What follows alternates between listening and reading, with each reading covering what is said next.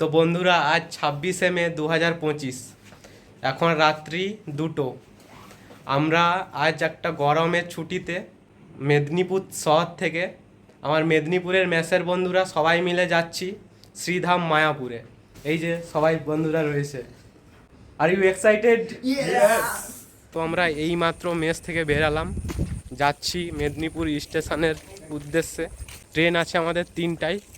আমার সঙ্গে যাচ্ছে এই যে সত্যপ্রো, অন্ধকারে দেখা যাচ্ছে না, আর একটু বেশি অন্ধকার হয়ে গেছে। যাচ্ছে এই যে সন্তোষ, পুরো ব্ল্যাক কোবরা হয়ে যাচ্ছে। সৌম্য,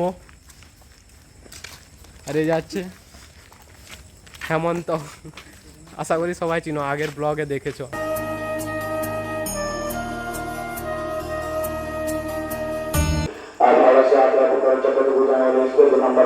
3টা 20 সময় দেওয়ার কথা ছিল, ওই 3টা 20 সদ্য পেরিয়েছে। ওই 2-1 মিনিট হয়তো লেট হবে, ট্রেন আসছে।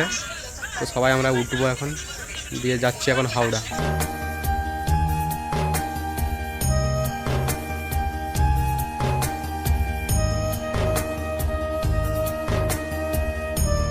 তবে মায়াপুর যাওয়ার জন্য সবার প্রথমেই যেতে হবে নবদ্বীপ ধাম, আর তার জন্য এখন আমরা ধরব বালুরঘাট এক্সপ্রেস। হাওড়া থেকে নবদ্বীপ ধাম যাওয়ার জন্য রয়েছে নানান লোকাল ট্রেন এবং এক্সপ্রেস ট্রেন। আর যারা শিয়ালদা থেকে যাচ্ছেন তাদেরকে নবদ্বীপ ধাম না গিয়ে যাওয়া উচিত কৃষ্ণনগরে। কৃষ্ণনগর থেকে ফেরি পেরিয়ে চলে যান মায়াপুরে। গুড মর্নিং বন্ধুরা, এই হচ্ছে বালুরঘাট এক্সপ্রেস, যেটা ছেড়ে যাবে 7টা 50-এ হাওড়া স্টেশন থেকে। এই ট্রেন ধরেই যাব, এবং আমরা উঠেছি জেনারেল বগিতে। খুব একটা ভিড় নেই, সবাই জায়গা পেয়েছে। গ্রাম বাংলার সৌন্দর্য দেখতে দেখতে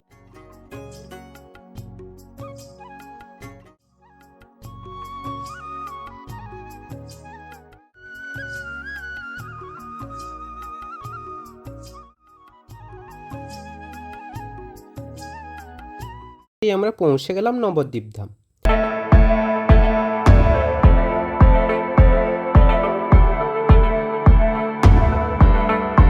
তো ঘড়ির কাঁটায় এখন 9টা 50, 9টা 42-এ আমাদের ট্রেন ঢোকার কথা ছিল। রীতিমতো ট্রেন 9টা 42-এই ঢুকেছে। নবদ্বীপ ধামে নেমেই প্রচণ্ড বৃষ্টি হচ্ছে বাইরে। বয়স্ক মানুষদের যাতে ওঠানামা করতে সুবিধা হয়, তার জন্য অ্যাক্সেলেটারেরও সুবিধা রয়েছে এই নবদ্বীপ ধাম স্টেশনে।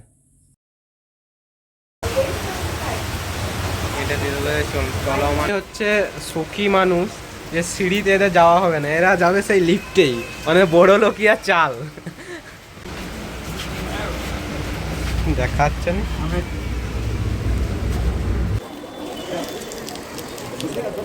এই নবদ্বীপ ধাম স্টেশনের বাইরে রয়েছে প্রচুর টোটো। এখান থেকে ফেরিঘাট যেতে ভাড়া পড়বে জনপ্রতি ওই 20 টাকা করে। সময় লাগতে পারে ওই 15 মিনিট মতো।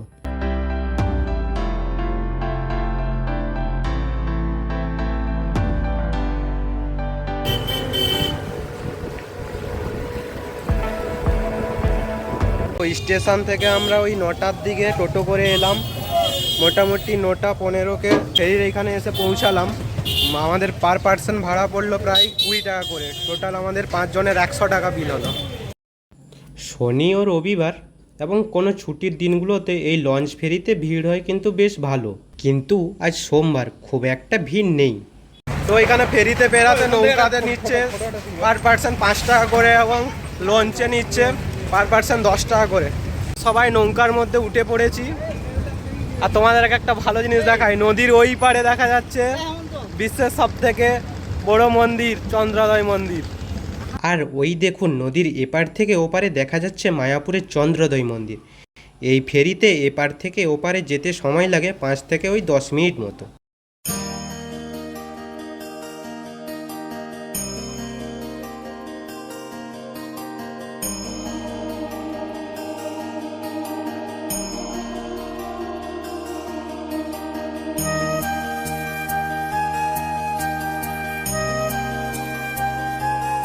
যাক, আমরা পৌঁছে গেলাম মায়াপুরের ফেরিঘাটে।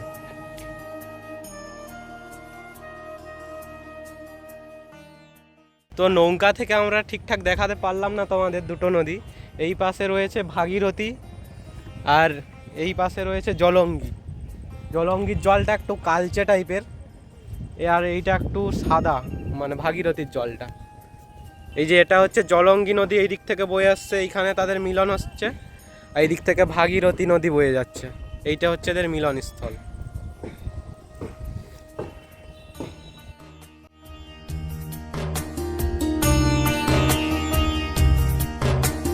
নবদ্বীপ ঘাট থেকে ফেরি পেরিয়ে মায়াপুর ঘাটে এলাম এবং মায়াপুরের মাটিতে পা রাখলাম। খুবই ভালো লাগছে।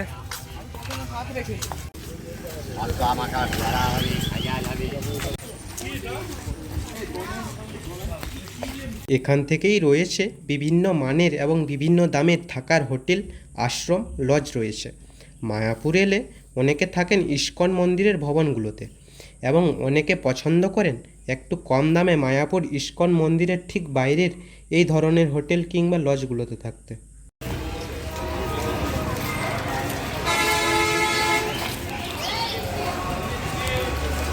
যেমন আমরা আজ থাকবো যোগমায়া হোটেলে, আর এখানেই রয়েছে টোটো স্ট্যান্ড ও বাস স্ট্যান্ড। জনপ্রতি 10 টাকা কিংবা পায়ে হেঁটে মিনিট কয়েকের মধ্যেই পৌঁছে যান ইস্কন মন্দিরে। আর আমাদের সবারই প্রথমবার মায়াপুর ইস্কন আসা। আমরা টোটো করে যাচ্ছি টোটো স্ট্যান্ড থেকে ইস্কন মন্দিরের কাছে। আমাদের 5 জনের ভাড়া নিল 30 টাকা।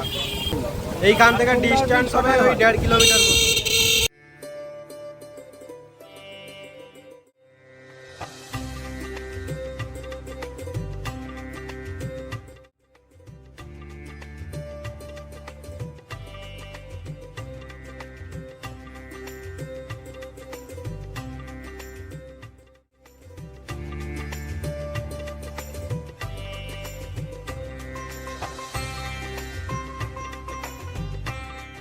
তো আমরা এখন এলাম মায়াপুর ইস্কনের ঠিক উল্টো দিকের একটা হোটেলে টিফিন করব।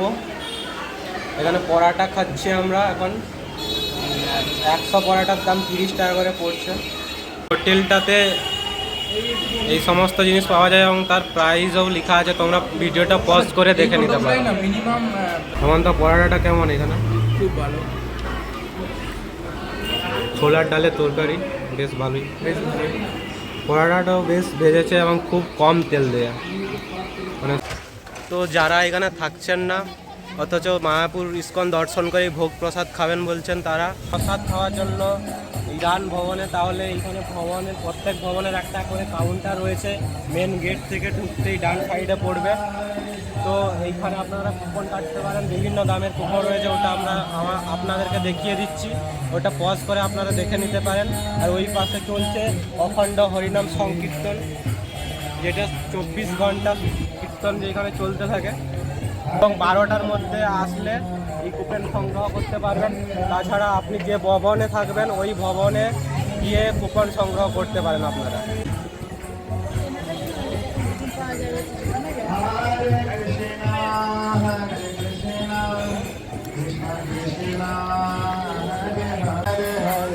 হরে রাম হরে রাম, রাম রাম হরে হরে, কৃষ্ণ হরে কৃষ্ণ, কৃষ্ণ কৃষ্ণ হরে হরে, হরে কৃষ্ণ হরে কৃষ্ণ, কৃষ্ণ কৃষ্ণ। বরাবরই মায়াপুর ইস্কনের ভিতরটা অসম্ভব সুন্দর করে সাজানো থাকে। আর এই ইস্কন মন্দিরের ভিতরে প্রচুর ভবন রয়েছে, যেমন গদা ভবন, ঈশ্বরদান ভবন, গীতা ভবন, ভামসী ভবন। এই ভবনগুলোতে আপনারা অনলাইন কিংবা অফলাইনে বুক করতে পারবেন, কিন্তু আগের থেকে অনলাইনে বুক করে নেওয়াই ভালো।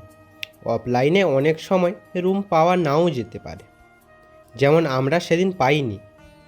আর এই ভবনগুলোর আশেপাশটাও খুবই সুন্দর করে সাজানো রয়েছে।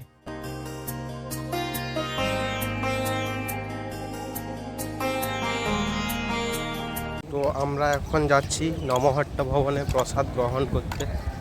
বিশ্রাম নিয়ে স্নান করে এবং নতুন জামা কাপড় পরেই আমরা 5 বন্ধু মিলে বেরিয়ে পড়লাম মন্দির ঘুরতে। তবে তার আগে আমরা সোজা চলে গেলাম নামহট্ট ভবনে দুপুরের মহাপ্রসাদ গ্রহণ করতে। আমরা এসেই 11:30টার মধ্যেই কিন্তু দুপুরের মহাপ্রসাদের খাওয়ার টোকেন কেটে নিয়েছিলাম। দুপুরের খাওয়া দাওয়া শেষ করে আমরা পুরো মন্দির চত্বরটা আপনাদের ঘুরে দেখাই। হরে কৃষ্ণ।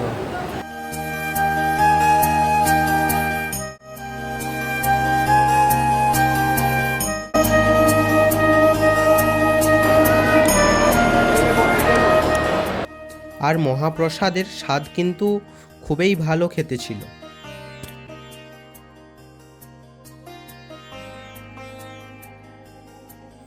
দুপুরের খাওয়া দাওয়া শেষ করে নিজের খাওয়ার থালা নিজেই ধুয়েই রেখে দিতে হবে, কিন্তু থালা রাখার যথাযোগ্য স্থান।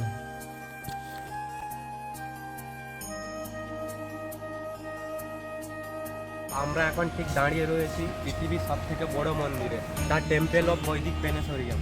আর আমাদের এই সাইডে রয়েছে শিল প্রভুপাদের সমাধিস্থল।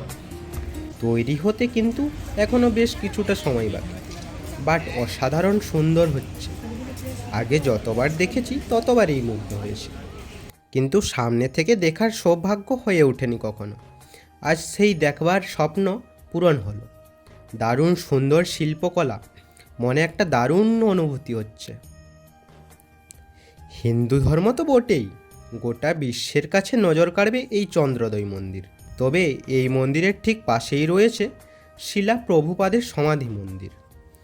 ইস্কনের প্রবর্তক শিলা প্রভুপাদের ইচ্ছানুসারে তার মৃত্যুর পর এই মন্দির চত্বরের মধ্যেই গড়ে ওঠে এই দারুণ সুন্দর সমাধি মন্দির, যার মধ্যে ঢুকলে মনে হবে আপনি যেন পৌঁছে গেছেন এক অন্য জগতে। তবে ভিডিও ক্যামেরা অ্যালাউ না থাকায় সেই দৃশ্য দেখাতে পারলাম না। প্রধান মন্দির সহ এই সমস্ত মন্দিরে ঢোকার জন্য মোবাইল, ক্যামেরা, জুতো আপনাকে খুলে রাখতে হবে মন্দিরের বাইরের জুতো স্ট্যান্ডে। মন্দিরের সন্ধ্যা আরতি দেখেই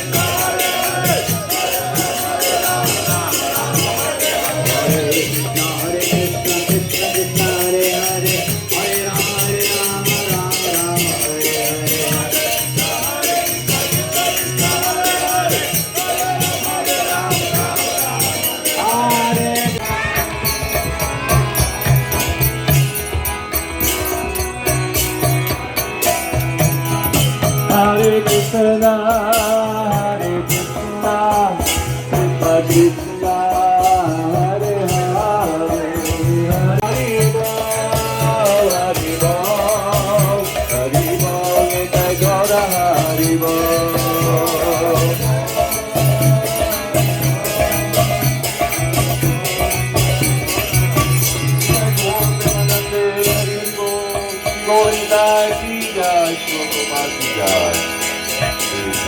এরপর আমরা চলে আসি রাত্রের খাওয়ার জন্য মায়াপুরের সেই ভাইরাল রানা প্রভুর ভেজ বিরিয়ানির দোকানে ভেজ বিরিয়ানি খাওয়ার জন্য।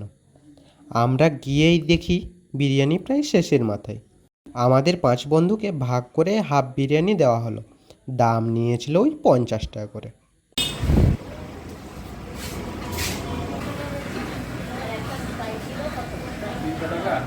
কেমন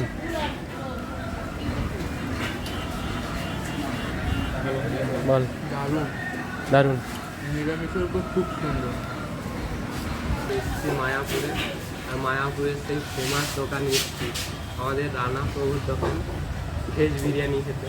বিরিয়ানি কেমন কি টেস্ট সমস্ত কিছু তোমাকে বলবো। খাওয়া সবার শেষ, কিছু নেই, সব যেটুকু ছিল সেটুকু আপনাকে অর্ধেক করে দিয়েছে, ভাগ ভাটা করে খাচ্ছি সবাই। বিরিয়ানি খুবই সুন্দর টেস্ট, মানে অনেকে ভিডিওতে বলে, আমি ভাবছি যে এতে ভালো হবে জিনিসটা এসেই উপভোগ করলাম, বেশ ভালোই খেতে। সোয়া চাপটা বেশ দারুণ লাগছে আমার। সোয়া চাপ নিয়েছি আমরা একটা করে, বেশ ভালো খেতে। ঘড়ির কাটায় এখন 8:30।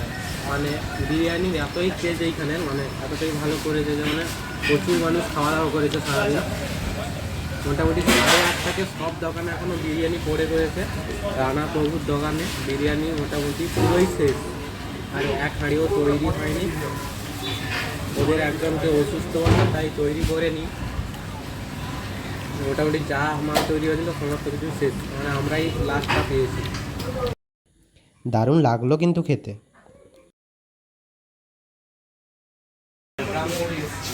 খুবই ভালো লাগলো। আর তোমার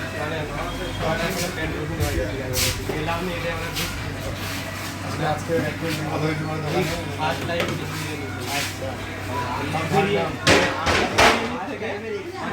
কত গুণে ভালো আমি বলবো। এবং ফুড ব্লগারগুলো যতটা হাইপ তৈরি করেছে আমি ভাবতাম যে হয়তো কিছু খারাপ হবে না, কিছু হবে।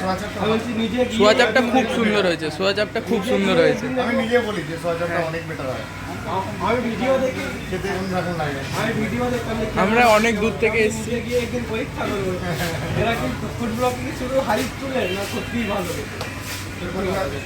আমি বলি তো 50 টাকা দিয়ে ট্রাই করো, বেশি খরচা বেশি না তো বন্ধু। এখন তো কোনো জিনিস ছোটো দিদি এটা কেক খেতে গেলেও 50 টাকা, সেরকম ভেবে খাও। আর কোনোদিন আসলে অবশ্যই ভালো লাগে। তাই বেশি না। আর এই খাওয়া দাওয়া শেষ করে আর রাতের মার্কেটে কিছু কেনাকাটা করেই একটা দারুণ সুন্দর দিনের সঙ্গে শেষ করেছিলাম আমাদের মায়াপুর ঘোরার এই প্রথম দিনটা। কিন্তু পরদিন সকালেই ঘুমটা ভাঙতেই তাড়াতাড়ি মায়াপুরের গঙ্গাঘাটে গিয়ে সূর্য স্নান করেই রুমে এসে আগের দিনের মার্কেটে কেনা কুর্তা পরে রেডি হয়ে যাই আমরা 5 বন্ধু। এখানকার সকালটা বড়ই অদ্ভুত, বড়ই শান্ত, স্নিগ্ধ।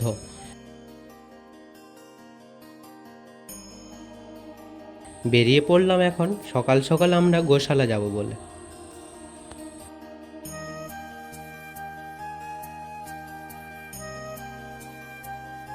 সুপ্রভাত। সিধাম মায়াপুর থেকে একটা নতুন সকালে আপনাদের সকলকে স্বাগত জানাচ্ছি। দারুণ সুন্দর রোদ ঝলমলে সকালটা এখানে, এবং সুন্দর শরৎকালের মতো একটা দারুণ আকাশ তৈরি হয়েছে যেন। তো আমরা এখন যাচ্ছি গোশালার দিকে। গোশালা গিয়ে সমস্ত গরু রয়েছে, ষাঁড় ফাঁড় রয়েছে, ওগুলো তোমাদেরকে দেখাবো। বেশ বড় বড় সিং টিং নাকি শুনেছি। আর আমরা এখন যাচ্ছি সবাই গোশালার দিকে। চন্দ্রোদয় মন্দির থেকে মিনিট 5-6 পায়ে হেঁটেই পৌঁছে গেলাম গোশালাতে। তো তোমরা হাঁটতে না পারলে এই টোটোগুলোতে আসতে পারো, 10 টাকা করে ভাড়া নিচ্ছে।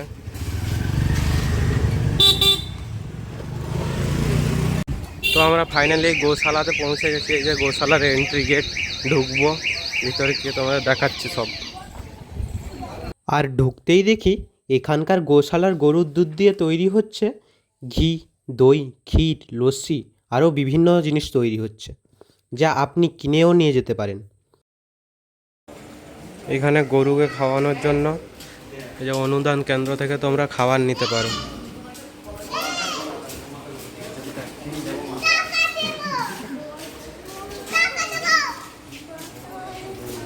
বাপরে, একটা গরুর সাইজ দেখুন, অনেক সংখ্যায় গরু রয়েছে এখানে। আপনি চাইলে এখানে ডোনেশন রয়েছে, গরুদের খাওয়াতে পারেন, স্নান করাতে পারেন।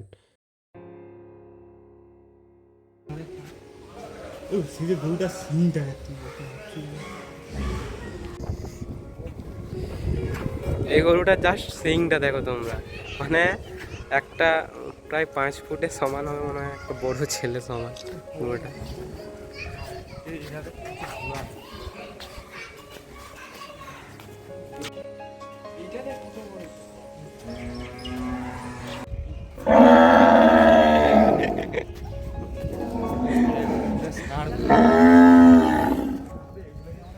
দেখো জাস্ট সিংগুলো কি মোটা, প্লাস শরীরটা দেখো।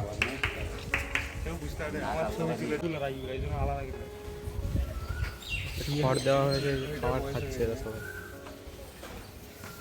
বিশাল বড় খড়ের গাদা করে রাখা হয়েছে, আর ওইদিকে মেশিনে চলছে খড়ের কাটা হচ্ছে ওইদিকে সব সময় গরুকে খাওয়ানোর জন্য।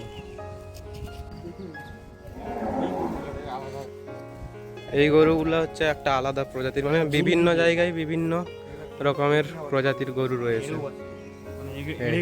ইয়ে বলছে আবার এঁড়ো পাচ্ছি। এই যে খড় নিয়ে যাওয়া হচ্ছে গরুকে খাওয়ানোর জন্য। ক্যামেরা দেখলেই আসছে, সবাই জানে যে ফটো তুলো। এই যে আমাদের গ্রুপ।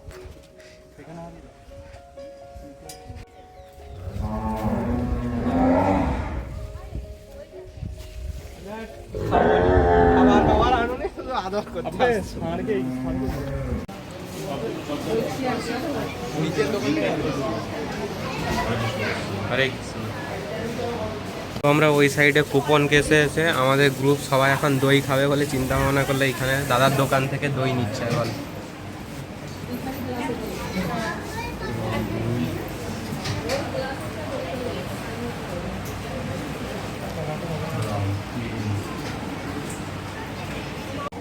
হ্যাঁ, কেমন লাগছে দাদা দইটা? Best, super. গৌতমকে জিজ্ঞেস করো। দাদা একটু বলুন। দাদা এক মনে খেলে হবে, রিভিউ তো দিতে হবে। আরে বলুন।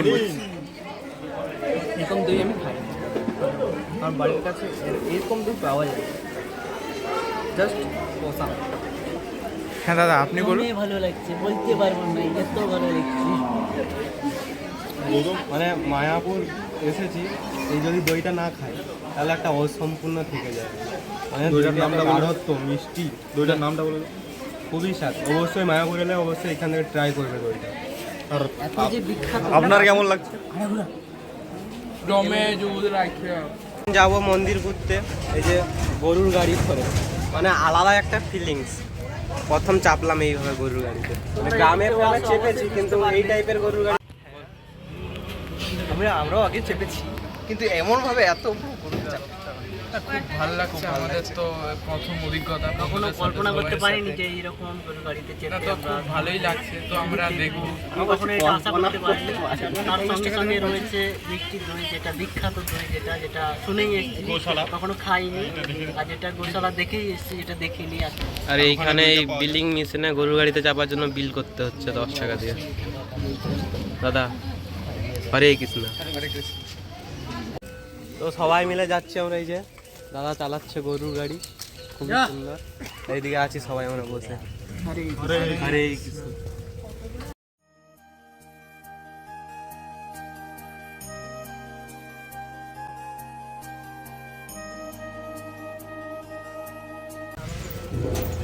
কাকা বলছি ড্রাইভিং লাইসেন্স করেছো তুমি? বাইকাটা গরু বললেই শোনা যাচ্ছে।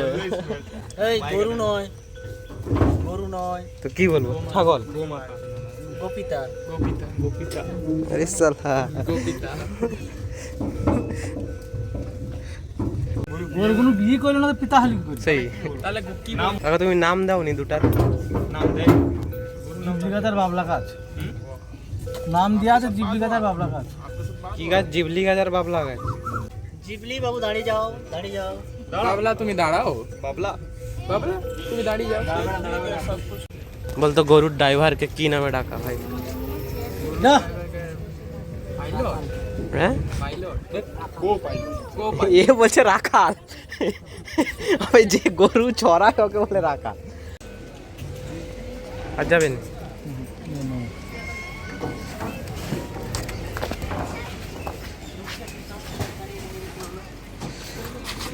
এক্সপিরিয়েন্স কেমন গাড়িতে চাপার? খুবই মজা লাগছে। তো এখানে মায়াপুর ইস্কন মন্দিরের সামনেই রয়েছে গৌরাঙ্গ নিতাই ধর্মশালা। এখানে 100 টাকায় রুম পাওয়া যায় থাকার জন্য বেশ, কিন্তু এখানে বাথরুম হচ্ছে কমন ওয়াশরুম, এইরকম চাটার বেড়া দিয়ে তৈরি। 100 টাকা দিয়ে আমি তো বলবো বেশ ভালো। তো আমাদের এইবারের মতো মায়াপুর ঘোরা কমপ্লিট। সবাই এই যে প্রসাদ নিয়েছি,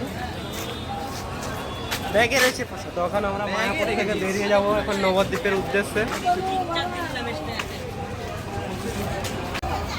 আমরা প্রচুর পর্যটক বেরাচ্ছে, এছাড়া প্রচুর পর্যটকও আসছে প্রচুর।